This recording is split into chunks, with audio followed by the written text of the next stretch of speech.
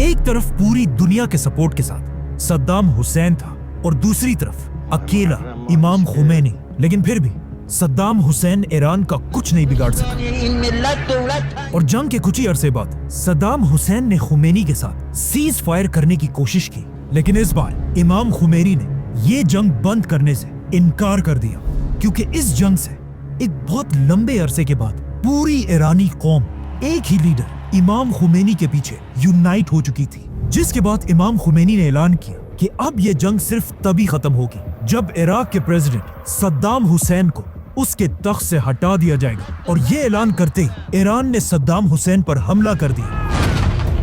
اور یہ سارا علاقہ فتح کرنے کے بعد ایران کی فوج پہلی بار عراق کے اندر گھس گئی۔ اب تک عراق اپنا سارا پیسہ آئل بیچ کر کماتا تھا، اسی لیے خمینی نے عراق کے آئل بیچنے کے سارے راستے بند کر دیے، جس کے بعد عراق کی پوری فوج ہر طرف سے پیچھے ہٹنے لگی۔ اب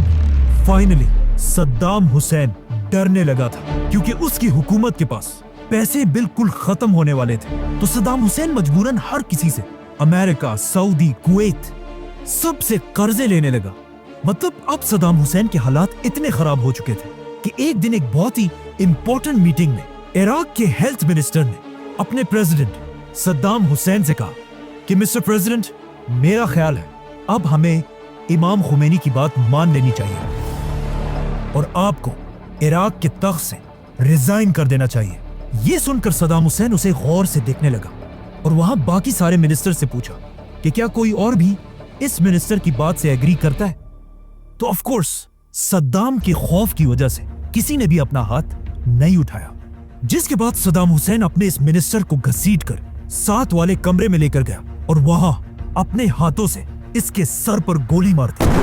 اس کے بعد صدام حسین غصے سے بالکل پاگل ہو چکا تھا،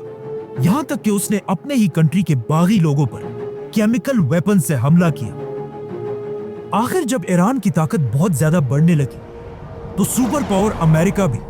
کھل کر ایران کے خلاف اس جنگ میں شامل ہوا اور اپنے جنگی جہازوں کو لے کر ایران کے بارڈرز کے پاس کھڑا کیا اور ایون ایران کے ایک پیسنجر پلین کو بھی